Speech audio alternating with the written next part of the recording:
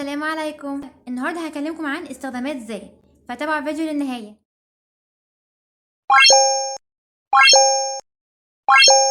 ده بارت 2 من ازاي افرق ما بين وان وذا، فلو محدش شاف البارت 1 فروحوا شوفوه الاول، بعد كده تعالوا شوفوا الفيديو ده. اول حاجه كده ذا ليها 10 استخدامات. قبل ما ندخل على استخدامات ذا تعالوا نشوف اول في 7 حاجات اول ما اشوفهم ما ينفعش نهائي اختار معاهم ذا، يعني زي ما بتقولوا كده ممنوعات يا صاحبي، فاهمين؟ ممنوع اختار معاها ذا. ايه هما؟ اول حاجه الفيرب بلس اي ان جي. اول ما اشوف فيرب بلس اي ان جي ما ينفعش نهائي احط قبلها ذا. زي ايه مثلا؟ عندكم مثلا كلمه ريد يعني يقرا، لو قلت ريدنج كانت حولت لنون بقت معناها القراءه، تمام؟ ما ينفعش اقول ذا ريدنج. لو انا مثلا عايزه اقول القراءه مهمه مثلا في حياتنا او القراءه مفيده في حياتنا، ما ينفعش اقول ذا ريدنج از فيري يوسفول مثلا، مهمه جدا او مفيده جدا، ما ينفعش. هقول ريدنج بس من غير كلمه ذا. تاني حاجة ما ينفعش اختار معاها ذا الاسماء الاشخاص والبلاد. ما ينفعش اقول مثلا ذا منا، ذا منى، ما ينفعش. برضو البلاد ما ينفعش اقول ذا ايجيبت، ذا امريكان، ايجيبت بس وامريكان بس. تالت حاجة ما ينفعش اختار معاها ذا هي المواد الدراسية واللغات. هل انتوا سمعتوا قبل كده في حاجة اسمها ذا ارابيك، ذا ماس؟ ما فيش. واللغات برضو ما ينفعش اقول ذا انجلش، انا بقول انجلش على طول، بقول ماس على طول، اللي هو مواد الدراسيه واللغات يعني. رابع حاجه الرياضه، ما ينفعش اقول ذا فوتبول، ما ينفعش اقول ذا باسكت بول، بقول باسكت بول على طول، وفوتبول برضو على طول. خامس حاجه ما ينفعش اختار معاها ذا وهي الاسماء المعنويه. ما ينفعش اقول مثلا فريدم يعني الحريه، ما ينفعش اقول مثلا ذا فريدم يعني الحريه، ما ينفعش، هي بتتقال كده من غير قبلها ذا. الحريه، الكرم، البخل، التواضع، التكبر، اي اسم معنوي ما ينفعش اختار قبليه ذا. سادس حاجه وهي مهمه جدا جدا وممكن تقابلنا في الترجمه وهي كلمه مان. ما ينفعش تستخدم ذا مع مان لو كانت مان معناها انسان. هقول لكم على حاجه، اصل كلمه مان ليها معنيين، يعني ممكن اقول مان معناها رجل انا عارفينها، وممكن اقول مان بمعنى انسان. فلو جت مان معناها كانسان، لو معناها انسان مقصود بيها الانسان، ما ينفعش احط قبلها ذا. لكن لو مان معناها رجل فينفع احط قبلها ذا لو انا قصدي راجل معين بشاور عليه، فاهمين؟ لو انا مخصصه راجل معين فينفع احط قبلها ذا، اقول الرجل، ممكن اقول رجل بس، ممكن اقول الرجل. مان لو جت بمعنى الانسان ما ينفعش تحط قبلها ذا. مهمه جدا لو جايب لكم مثلا في الترجمه فوق بالعربي بيقول لكم مثلا انسان كذا كذا، فانتم ما تختاروش كلمه مان معاها ذا، خلي بالكم. سابع حاجه والاخيره وهي الجمع والاسماء التي لا تعد بصفه عامه. يعني الجمع ده منطقي جدا لاننا قلنا في الفيديو اللي فات وان وذا بيجوا مع الحاجات المفرد. طيب الاسماء التي تعد، طيب زي ايه؟ اي اسم ما ينفعش اعده، ما ينفعش اختار قبليه ذا. ما ينفعش اقول مثلا ذا ووتر، ما ينفعش اقول ذا ميلك. طيب بس كده، فتعالوا بقى نروح نشوف الحاجات اللي بتيجي مع ذا ايه هي، ايه استخدامات ذا. اول استخدام معانا اول لما اشوفه اختار معاه ذا وهي قبل الصفات التفضيل والاعداد الترتيبيه. دي سهله جدا وخدناها قبل كده. يعني ايه؟ يعني انا اول ما اشوف صيغه تفضيل اللي هي الصفه والاي اس تي فلازم احط قبلها ذا، يبقى ذا والصفه واي اس تي. لما انا احب افضل حاجه عن الباقي اقول مثلا ان الزرافه اطول الحيوانات، دي كده صيغه تفضيل، بفضلها عن باقي الحيوانات في الطول، انها اطولهم. مثلا الحيوان الفيل، ممكن مثلا اقول الفيل اكبر الحيوانات، فانا بفضل الفيل عن باقي الحيوانات في الكبر او في الحجم يعني. والاعداد الترتيبيه يعني ايه؟ يعني انا اول ما اشوف في الجمله كلمه فيرست، كلمه سكند، كلمه ثيرد، اي عدد ترتيبي اول تاني تالت رابع على طول احط قبلها ذا. طيب زي ايه مثلا؟ لو انا عايزه مثلا ادي مثال على صفات التفضيل، لو انا مثلا قلت the oldest يعني الاكبر، the biggest يعني الاكبر برضو، بس oldest يعني اكبر في العمر، تمام؟ ممكن مثلا اقول the best يعني الافضل، the worst يعني الاوحش او الاسوأ. ممكن اقول مثلا the most beautiful يعني الاكثر جمالا مثلا، تمام؟ مش لازم الصفه تكون اخرها اي اس تي بس، ما ممكن تكون صفه كبيره مقطعها طويل، فوقتها هحط most او list. عامه لو لقيتوا صفه قبليها most او list او صفه ذات نفسها اخرها اي اس تي فهحط قبل الكلام ده كله ذا.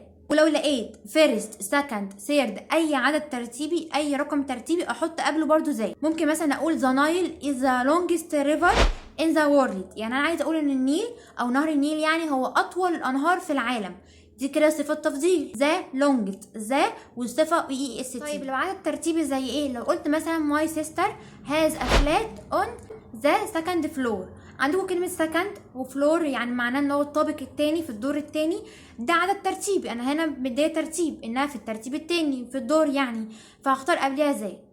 لكن خلي بالكم في حالة وجود صفات ملكية، يعني لو لقيت ابوستروف اس او صفة ملكية زي ماي، هير، هيز قبل صفات التفضيل او الاعداد الترتيبية، فوقتها لو لقيت الحاجات دي قبل صفة التفضيل او الاعداد الترتيبية مش هستخدم ذا نهائي نهائي نهائي. تمام، دي كانت موجودة في تانية ثانوي واولى ثانوي. تمام، فركزوا وهتبقى مهمة جدا وممكن توقع حد، فركزوا بالله عليكم عليها. مثلا لو قلت هدى از ماي بيست فريند، ماي هنا عندي صفة ملكية، فوقتها مش هينفع اقول از ماي ذا بيست فريند، مش هينفع ذا نهائي، هقول ماي بيست فريند على طول. تاني استخدام معانا وهي بتأتي مع الحاجات اللي موجود منها حاجة واحدة بس، ما ينفعش يكون في منها اكتر من حاجة او مفيش اصلا في الواقع اكتر من حاجة منها. يعني مثلا ما اجي اقول لكم الشمس فهقول ذا صن، مش هقول صن بس. ليه؟ لان صن شمس هي شمس واحدة، مفيش يعني اشماس تانية، يعني مفيش شموس تانية، هو نجم واحد اللي هو الشمس. طبعا انا عارفه ان في نجوم تانية احنا ما نعرفهاش وانتوا برضو ما تعرفوهاش، بس يعني الفكره هو شمس واحد، هو شمس واحد اللي نعرفه، فهو حاجه واحده بس اللي موجوده اللي نعرفها، فنقول ذا صن. ممكن مثلا اقول ذا بريزنت يعني الرئيس، هل في دوله قبل كده شفت ليها اكتر من رئيس او رئيسين؟ مفيش، هو حاجه واحده بس في الدوله، حاجه واحده بس في البلد، مفيش منها تاني، فهحط قبلها ازاي؟ مثلا لو قلت the sky is beautiful، لو قلت السماء جميله، ما هي السماء فعلا هي سماء واحده بس، مفيش سماء تانية، هي سماء واحده بس اللي عندنا، فهي حاجه موجود منها نوع واحد بس او حاجه واحده بس مفيش منها تاني، فبحط قبلها ازاي؟ مثلا لو قلت the moon goes around ذا ايرث، يعني عايزه اقول ان القمر بيدور حول الشمس، فانا ليه حطيت هنا قبلها ازاي وقبلها هنا ازاي؟ لان هي قمر، هو قمر واحد بس مفيش منه تاني. ونفس الكلام برضو الايرث اللي هو الارض، كوكب الارض هو كوكب واحد بس اللي هو كوكب الارض، يعني مفيش منه تاني. تالت حاجة بتيجي معاها ازاي وهي قبل اسم اتقال قبل كده في جملة من شوية، يعني مثلا انا قررت الكلام، الكلمة قلتها مرتين، فالمرة التانية بحط قبلها ازاي. مثلا لو جيت قلت لكم انا اشتريت قلم امبارح، القلم كان لونه احمر، تمام، فالقلم كان لونه احمر، في الحته دي انا هحط قبل القلم زي، هقول ذا بن. ليه؟ لاني انا قلته تاني مره، اتكلمت عنه تاني مره.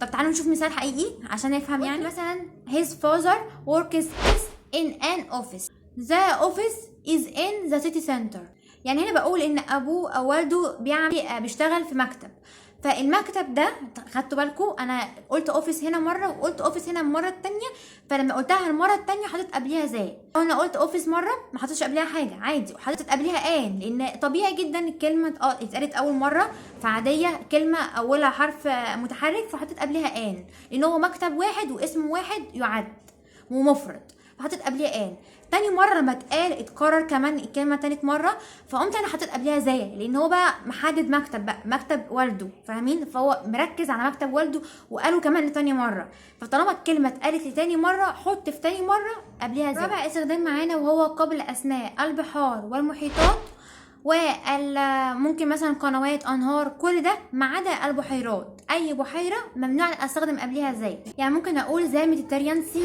يعني البحر المتوسط، ذا امازون يعني نهر الامازون، ذا نايل يعني نهر النيل، ممكن اقول ذا سويس كانال يعني قناه السويس، فقناه، محيط، بحر، اي حاجه، ونهر كمان، اي حاجه ينفع احط قبلها زي عادي ما عدا البحيرات، اي بحيره ما ينفعش احط قبلها زي. يعني ليك ناصر بتتقال كده على طول، ما ينفعش اقول ذا ليك ناصر يعني بحيره الناصر، لا ما ينفعش احط قبلها زي. ليك فاكتوريا برضو نفس الكلام، ما ينفعش اقول ذا ليك فاكتوريا يعني بحيره فاكتوريا، لا هي اسمها ليك فاكتوريا على طول كده من غير زي. فانتوا لو لقيتوا اي بحيره اوعوا تستخدموا قبلها زي، ممنوع. طيب خامس حاجه معانا وهي ان ذا بتستخدم قبل السلاسل الجبليه وليس قمم الجبليه المفرده. يعني انت لو قدامك جبال سلاسل جبليه يعني كذا جبل، سلسله جبل على بعضها فيها كذا جبل، فبيسموها اسم، مثلا جبال الألب الموجوده في اوروبا، فهي سلاسل جبليه هي فيها كذا جبل، هو مش جبل واحد اسمه الألب، لا هو سلاسل جبليه اسمها جبال الألب فيها كذا جبل من جوه، فوقتها هنا استخدم، لو بتكلم على السلاسل الجبليه ذات نفسها استخدم زي. لكن لو بتكلم على قمه مثلا ايفرست، اي قمه جبل قمه مفرده واحده ما ينفعش احط قبلها زي. يعني مثلا ممكن اقول ذا هيمالاياس يعني جبال الهيمالايا، دي سلاسل جبال على بعضها، هو مش جبل واحد اسمه هيمالايا، ده هو جبال كتير مع بعضها فسميت اسمها سلاسل جبال الهيمالايا. زي روكي ماونتينز ما ينفعش اقول روكي ماونتينز على طول، لان دي جبال سلاسل جبليه مع بعضها. لكن ماونت ايفرست قمه ايفرست ما ينفعش احط قبلها زي، ان هي قمه واحده. كليمنجارو ما ينفعش احط قبلها زي اللي هو جبل كليمنجارو، لان هو جبل واحد اسمه كليمنجارو، لكن لو كان سلاسل جبليه مع بعضها كنت حطيت قبلها زي. سادس استخدام معانا وهي قبل الاختراعات. اي اختراع عندك في الحياه، في التكنولوجيا، اي اختراع حط قبليه زي لو بتكلم عن حاجه معينه. لكن لو بتكلم عن الاختراع كصفه عامه ما تحطش قبلها زي. يعني ممكن مثلا اقول the computer is the most important invention، يعني بقول ان جهاز الكمبيوتر او الكمبيوتر هو اهم اختراع، فانا حطيت هنا ازاي كمبيوتر، ما قلتش كمبيوتر بس، يعني انا بتكلم عن اختراع ومحدده مين. انا مش قايله لابتوب ولا موبايل، او ما قلتش كله، انا حددت بالظبط من التكنولوجيا اللي مخترعه، من التكنولوجيا الموجوده انا حددت منها الكمبيوتر بالذات، قلت ان الكمبيوتر هو اهم اختراع. انا حددت طالما في تحديد في التكنولوجيا، حددت ايه اللي بالظبط اللي في التكنولوجيا اللي مهم، قلت الكمبيوتر. فانا حددت، طالما حددت يبقى احط قبلها زي مع الاختراعات. سؤال زي السؤال ده هختار ايه؟ لو قال لي مثلا اول حاجه نقط is developing so fast، هختار تكنولوجي ولا ذا تكنولوجي ولا تكنولوجيكال ولا تكنولوجي؟ طبعا كلكم تختاروا ذا تكنولوجي، يعني انتوا قلتوا لي، انت قلت يا منى التكنولوجيا بختار معاها ذا، بس لا انا هختار هنا مرات تكنولوجي بس من غير اي اداه، لان اولا هو هنا محددليش ايه تكنولوجيا بس اللي تتطورت بسرعه. يعني انت طب حدد لي، حتى قول لي الموبايل بالظبط هو، يعني موبايل بالتحديد هو اللي تطور بسرعه، يعني ايه بالظبط اللي في التكنولوجيا اللي اتطور بسرعه؟ هو ما قاليش، هو قال التكنولوجيا بصفه عامه. طالما اتكلم عن حاجه بصفه عامه ما تحطش ابدا زي، ما تحطش قبليها ابدا زي، لان هو ما اتكلمش عن التكنولوجيا في حاجه معينه فيها. ما قاليش مثلا ان الموبايل تطور بسرعه عامه، بسرعه قصدي يعني تطور بسرعه ماشي، ولا التابلت ولا لابتوب ولا الكمبيوتر، مش زي المثال اللي فات. المثال اللي فات انا كنت قايله الكمبيوتر بالذات محدده. طالما في تحديد يبقى اختار قبلها زي، مفيش تحديد ما تحطش زي. انا بتكلم عن تكنولوجيا بصفه عامه، طالما بصفه عامه يبقى احطها تكنولوجي بس من غير اي اداه قبليها. سابع استخدام معانا وهي ان ازاي بتستخدم مع الالات الموسيقيه. اي اله موسيقيه قدامك حط قبلها زي. تامن استخدام معانا وهو مهم جدا جدا جدا جدا كمان، تستخدم زي قبل الصفات التي لا يتبعها اسم، تدل على اسم جمع دائما، ودايما برضو بتاخد معاها فعل جمع. ترجمي يا منى مش فاهمه. بصوا انا بستخدم زي قبل الصفه اللي ما بيجيش بعدها اسم، علشان تكون الصفه ذات نفسها دي اسم، وتكون بقى وقتها اسم جمع لما يتحط قبلها زي، ووقتها هاخد معاها فعل جمع. يعني مثلا انا هاتوا اي صفه، مثلا كلمه ريتش، ريتش يعني غني، دي adjective صفه. لو انا عايزه احط زي قبليها هقول زي ريتش، كده معناها الاغنياء، اتحولت لاسم وكمان اسم جمع. وكمان لو هحط معاها فعل هحط معاها فعل جمع، يعني مثلا اقول الاغنياء يكونوا كذا كذا، فمثلا هقول زي ريتش ار مثلا، او دو، عامه هحط معاها فعل جمع مش فعل مفرد، مش از ولا داز، فعل جمع. فشوفوا انا عندي صفه هي كصفه عاديه اللي هي ريتش، صفه معناها غني، حولتها للاغنياء، جبت منها الجمع وحولتها للاسم. عملتها كده ازاي؟ لما حطيت قبلها زي. فزي ساعات بتيجي قبل الصفات علشان تكون اسماء جمع، زي ريتش هقول بقى زي ريتش يعني معناها الاغنياء. ممكن اقول مثلا زي disabled يعني معناها المعاقين، disabled يعني معناها معاق، دي صفه، فانا عشان احولها جمع اخليها اسم جمع فحطيت قبلها زي بور يعني فقراء، برضو كده جمع، مع ان كانت كلمه بور لوحدها معناها فقير صفه، وكانت مفرد يعني هي كصفه معناها فقير، عشان احولها للاسم وكمان تكون الاسم دي جمع حطت قبلها زي. ممكن كمان اقول ذا بلايند يعني المكفوفين.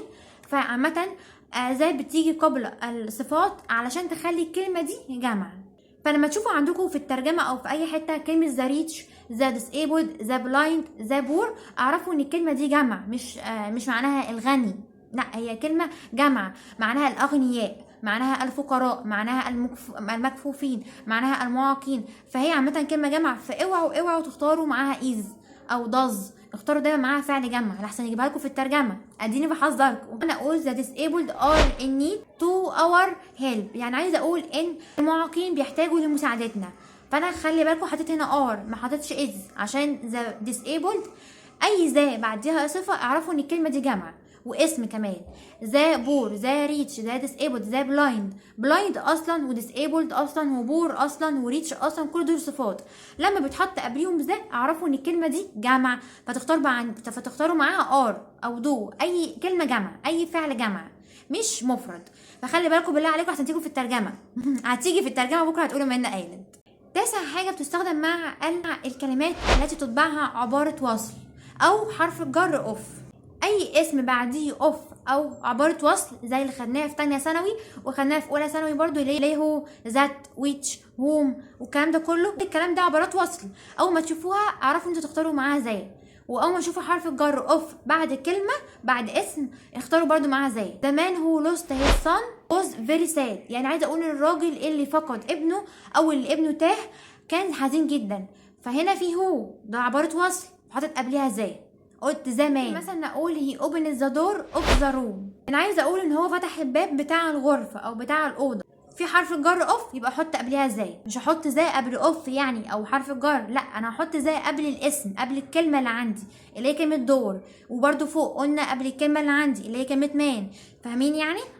عاشر استخدام معانا والاخير ذا بتستخدم في المقارنه مع صيغه كلما كلما، اللي هي ذا والصفه اي ار يعني، والناحيه التانيه ذا والصفه اي ار. تمام، اللي هي مقارنه. the more you practice better you get، معناها كلما تمارس اكتر كلما هتكون احسن. بس فصفه بتاعت قاعده كلما كلما فبستخدم معاها زي، ده حاجه اكيده يعني خدناها برضو قبل كده. بس يا جماعه كده ال10 استخدامات خلصتهم، وقلنا اول حاجه 7 استخدامات كانت ما ينفعش نهائي اختار معاها ازاي، وقلنا 10 استخدامات يعني حوالي كده 17 استخدام. فاحفظوهم وما يعني ما تشتتوش نفسكم ما بينهم وما بين وان، خلي ان وان على بعض يعني على جنب يعني ماشي. مهم ان استنوا بقى بارت 3 الفيديو الجاي هبكلمكم عن وان واستخداماتهم. تمام، فيا رب الفيديو يكون عجبكم، ولو عجبكم مش تعملوا لايك وشير وسبسكرايب عشان لما انزل فيديو جديد يوصلكم اشعار على طول. اشوفكم في فيديوهات تانية جديده. سلام.